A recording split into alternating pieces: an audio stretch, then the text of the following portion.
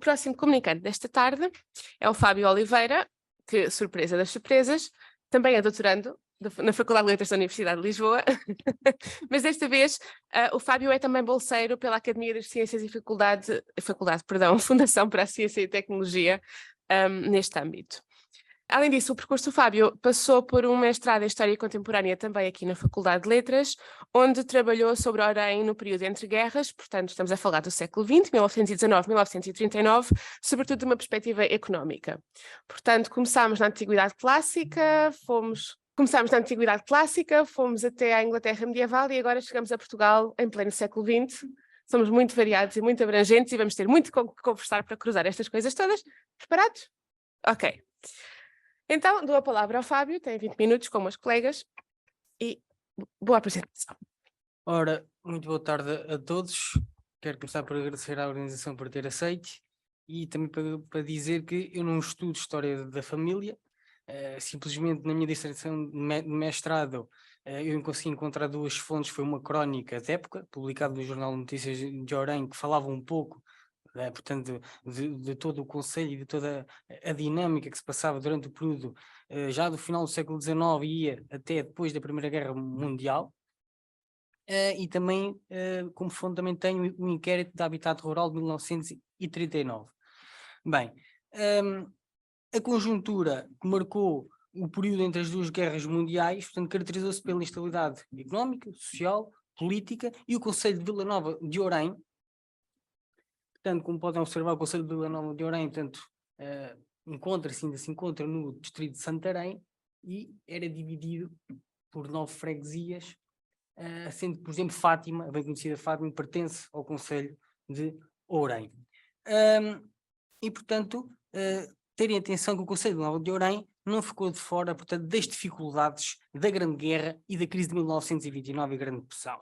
Portanto, terem atenção que o impacto das crises das subsistências, com a inflação que se refletiu nos baixos salários e consequente imigração elevada, com as crises de superprodução de vinho e de azeite dos anos 30 e que provocaram, no fundo, a diminuição dos preços dos produtos motivada pela baixa procura e pelo protecionismo dos mercados externos, enviou, no fundo, para o desemprego em números de trabalhadores. Contudo, o modo de vida campesino em nada se tinha alterado, estando-se ora na República, ora no Estado Novo. De facto, o passadio ao aldeão comprimia-se numa economia que só não era precária e aflitiva porque nunca tinha sido outra coisa. Portanto, a família rural oriense em nada se tinha alterado desde os tempos da monarquia, seja no seu modo de vida, seja na função que havia a cada membro da família, exceto no que toca às heranças, uma vez que o fim do morgadio nos anos 60 do século XIX veio alterar profundamente a estrutura da propriedade rústica. Portanto, há perguntas que se levantam. Primeira, quais as características do cotidiano laboral da família rural oriense? Quais seriam as funções do homem e da mulher? Será que a diferença salarial entre sexos era muito acentuada? Que mudanças socioeconómicas se verificaram com a Grande Guerra e com a crise de 1929 e como eram transmitidas, aqui no caso das heranças, como eram transmitidas as práticas agrícolas e a propriedade rústica. Portanto, terem atenção que a economia do concelho de Nova de Orem era bastante multifacetada, apesar da agricultura ser no fundo o esteio portanto, económico e portanto que empregava a grande maioria da população. Temos essencialmente a produção de vinho, azeite e cereais, e do ponto de vista industrial nós temos a importância das fábricas de serração de madeiras, a extração e serração de pedra e o fabrico de tijolo, telha e o fabrico da cal e a indústria resineira. Portanto, em 1921, segundo o Sindicato Agrícola de Vila Nova de Orem, 2/3 da população vive do trabalho agrícola. E, portanto, este modo de vida aponta-nos para uma sociedade que, cito, são quase todos analfabetos, alheios a toda a cultura, aferrados às suas condições campesinas, defensão rústica e anacrónica. Uma das características imediatas das condições de vida da família rural oriense incidia na deficiência da sua alimentação, e que era a seguinte, cito, uma fatia de pão de milho ou de mistura e o conduto de uma ou duas sardinhas assadas, ou de meia dúzia de azeitonas, ou de uma isca ligeira de bacalhau cru, ou de alguns figos secos. Compõem o almoço, ou melhor, a parva deste jejum perpétuo. Ou então, uma sopeira ou grande tigela de grão de bico ou de xíxaros, quem não sabe o que são os xíxaros, são no fundo é uma leguminosa que é muito característica desta região, Orém, Alveiazer, mais ou menos por aí, com rodelas de cebola e migas de broa, um caldo de couves com 2 batatas e feijões, uma pratada de batatas ou abóbora, com ou sem conduto, ou uma feijoada qualquer, tudo com pão na base, eis a emenda do costume para as refeições da família. Portanto, tudo isto era produzido na propriedade explorada, à exceção das sardinhas e do bacalhau, que quase sempre eram comprados com o produto da venda dos ovos. Estes eram, no fundo, os menus que alimentavam tanto as famílias como os trabalhadores rurais. Depois, a Casa Agrícola Aldeã, também era, no fundo, um exemplo demonstrativo do tipo de economia agrícola praticada. Portanto, a Casa Aldeã não é mais do que o padrão por onde se afere em cultura e a pobreza das populações rurais. Portanto, as características destas casas apresentavam-se com 4 paredes, por vezes sem janela, por vezes pouco repocadas ou caiadas, com um telhado de 2 águas, com uma chaminé e por vezes com mais do que uma porta. Ter atenção que essas casas tinham anexos, chamados palheiros, os currais, e portanto onde se encontrava a grande maioria dos animais, as alfaias e todos os engenhos indispensáveis à atividade agrícola. Segundo a Crónica Serrana, portanto de um autor que assinava como JS, e ainda não consegui descobrir quem é este JS, eu penso que provavelmente seria um padre, e é muito interessante que ele conhece muito a região, e principalmente a região de onde eu sou, porque eu sou do concelho de Orém. E portanto ele, no fundo, caracteriza bem o cotidiano laboral da família oriense e resumia-se da seguinte forma, cito: às segundas e quintas-feiras o homem ficava em casa e cavava as terras próprias e as arrendadas. A mulher e os filhos, durante a semana, lá iam estrumando, semeando, sachando, regando e ocupavam-se, enfim, entre o almoço e a ceia, dos serviços mais ligeiros. Pois terem atenção que ao domingo, na taberna, era onde o homem negociava o trabalho com o grande proprietário, ou com o proprietário, ou então com o lavrador. Digamos assim, no fundo negociava-se aqui o trabalho por boca, um pouco diferente dos concelhos abaixo do concelho de Orém, mais para o Ribatejo, que era no fundo na praça que os grandes lavradores, no fundo, portanto, contratavam os trabalhadores. E, portanto, no fundo aqui, neste caso a taberna, mais do que um espaço lúdico, é também um espaço de encontro entre o jornaleiro e o lavrador. Portanto, uma vez contratado, andava no fundo a trabalhar à jorna, nos outros dias da semana, e só despegava quando já não se visse sol. Portanto, a jorna podia tanto ser paga em dinheiro ou então em géneros. E cito, e assim se conseguia criar na abundância um rancho de filhos e forrar o seu vintém para a velhice. É preciso ganhar com os dentes para comer com as gengivas, dizem. Isto é preciso ganhar enquanto se é novo para ter o que comer quando se é velho. Segundo Eugênio Castro Caldas, a família era no fundo a base da estrutura agrária camponesa. Por quê? Porque representava tanto o trabalho de cooperação e também por constituir a comunidade de consumo. Portanto, evidentemente que se observa uma divisão sexual do trabalho e, portanto, no Conselho de Orém, evidentemente que está presente. Portanto, ao homem cabia sustentar o lar, ocupando-se dos trabalhos agrícolas, como o manejo do gado, a cultura da vinha e da oliveira.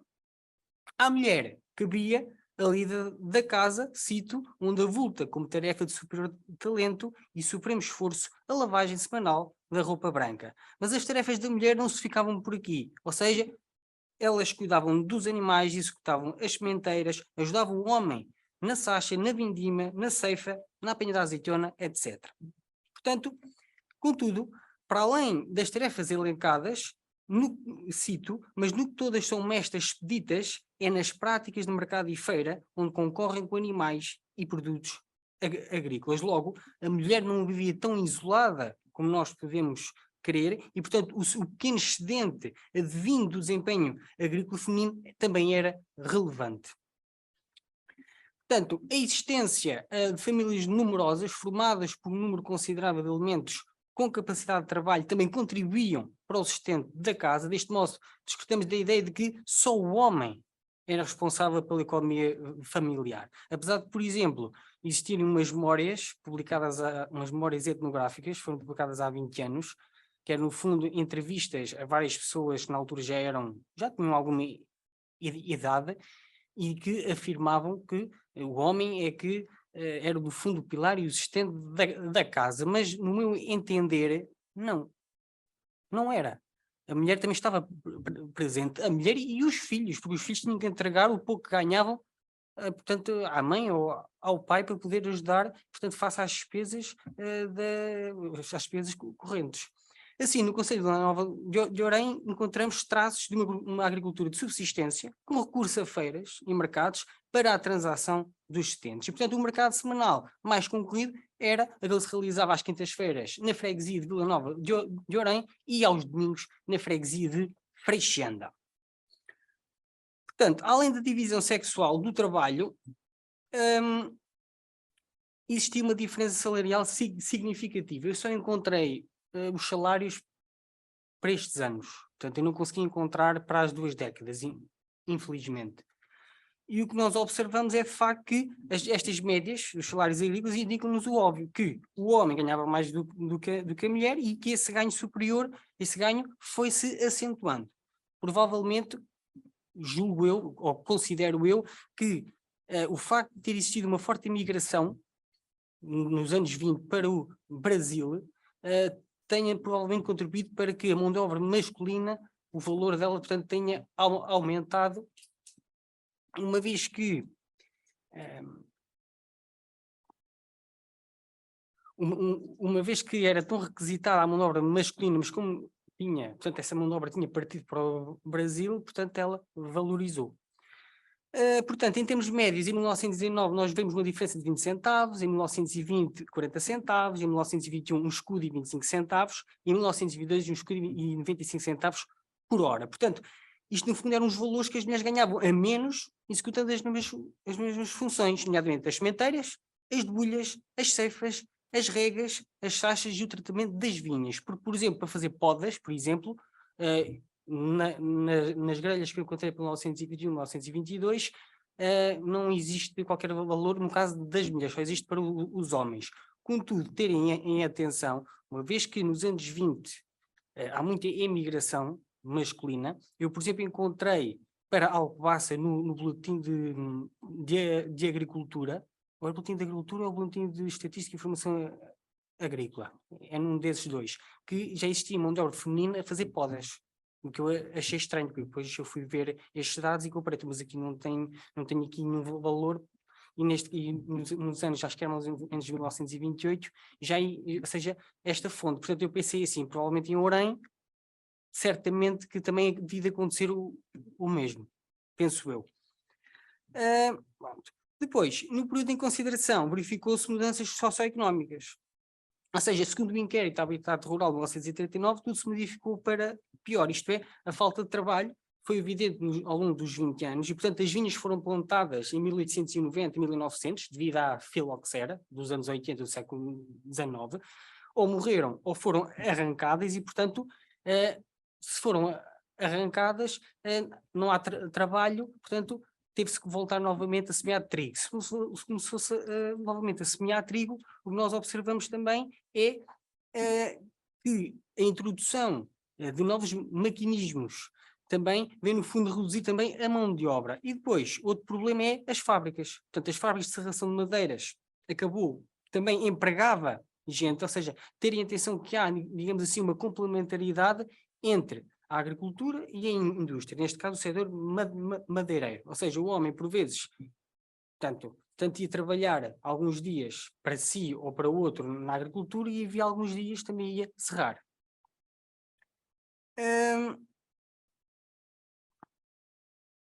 Depois, ao nível das heranças, eu vou falar um pouco só das práticas agrícolas ancestrais. Portanto, no Conselho de Orém, o que nós observamos é a prática da policultura, portanto, fazia parte da paisagem ourense e também devido à predominância da pequena propriedade. Portanto, segundo o inquérito Habitat Rural, a exploração fazia-se em pequena cultura, sendo os trabalhos agrícolas efetuados à vontade de cada proprietário e, como tal, não existiam terras exploradas em comum. Contudo, contudo, à pergunta, há colaboração entre proprietários, por vezes trocam dias.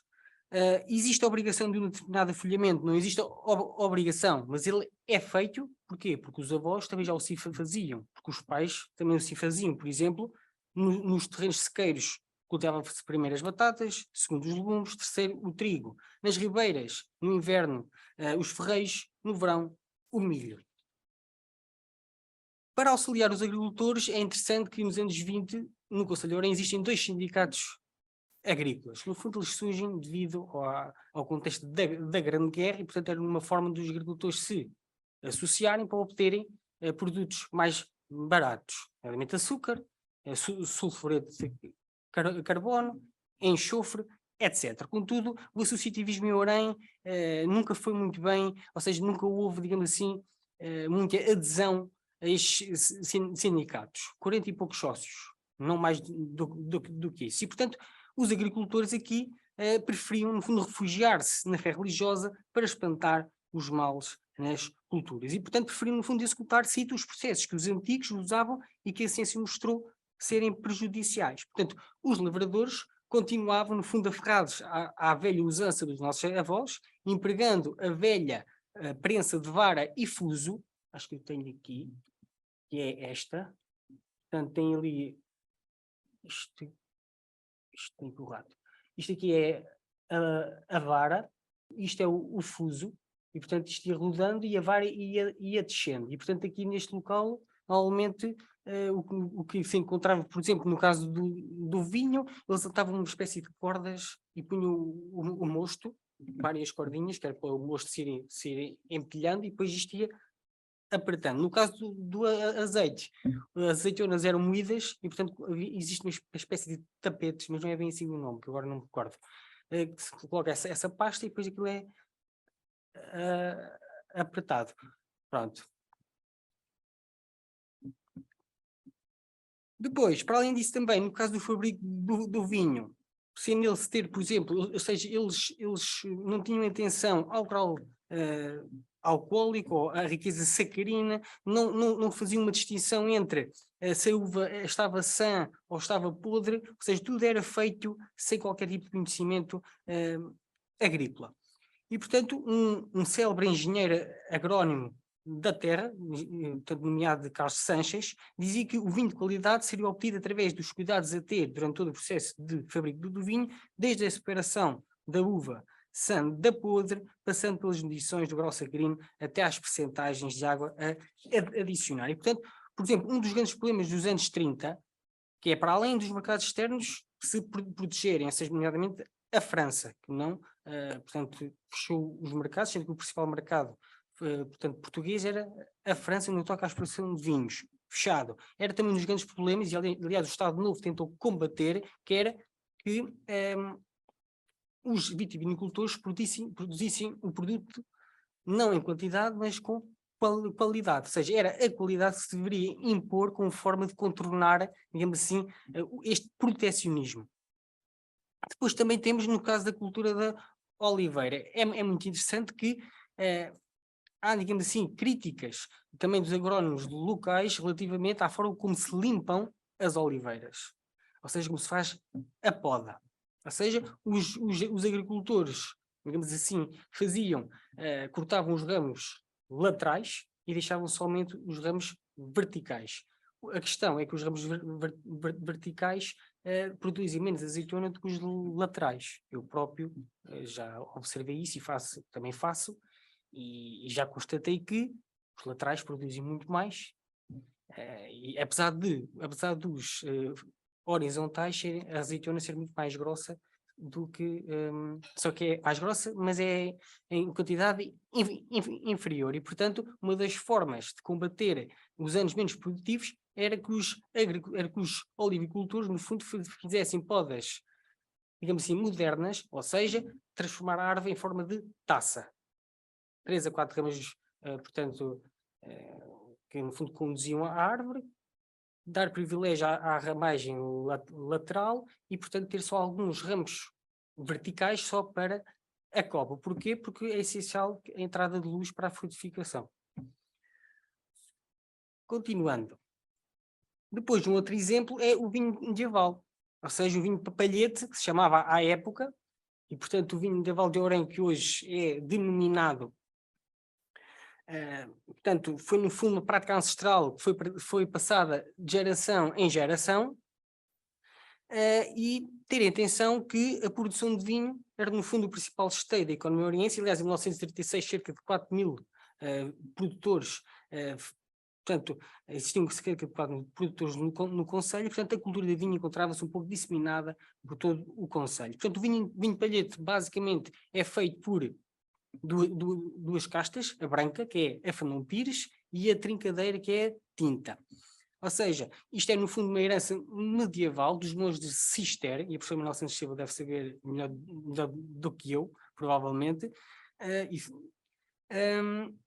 e portanto, que era no fundo uma vinha plantada com compassos muito pequenos. Esta neste caso foi uma foto que eu tirei na Quinta do Montal, que era no fundo a principal quinta neste momento no concelho que ainda produz este vinho. Existem só 10 produtores.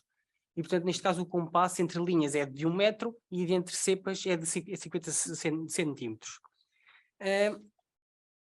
E, portanto, a densidade desta plantação oscilava entre os 5 mil e as 10 mil plantas por hectare. Portanto, esta vinha era, no fundo, podada à vara e tinha a forma de taça.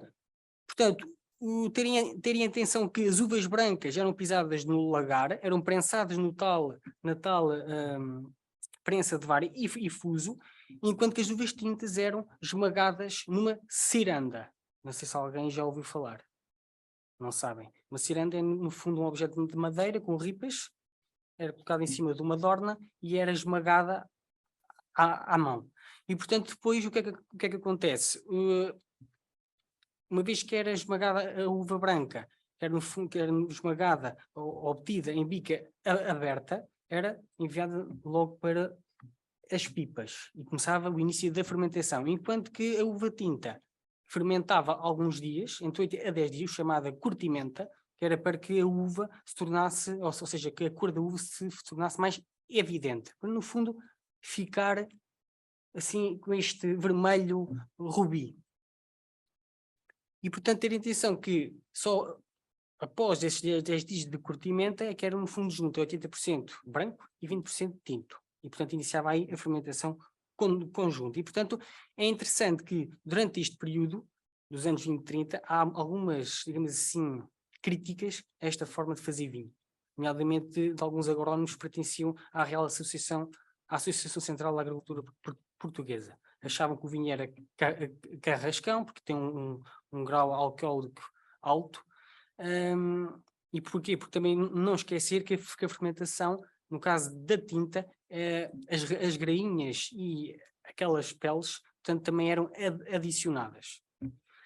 Depois, falar só, para terminar, da transmissão da propriedade rústica. Ou seja,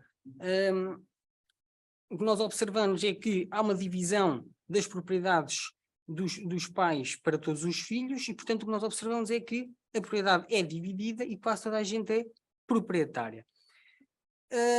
Terem atenção que há, no fundo, uma crítica ao fim do morgadio e, portanto, que, tendo em conta o inquérito de habitat rural, considerava que, no fundo, o fim do morgadio veio arruinar, digamos assim, os agricultores, uma vez que quanto mais dividida é a propriedade, maior é o acentuar da economia de subsistência e, portanto, mais mão de obra sai para o exterior e mais pobre ficava a economia nacional. Evidentemente que estas críticas, portanto, se inscrevem num período que é o Estado Novo e, portanto, existiu uma rejeição do liberalismo.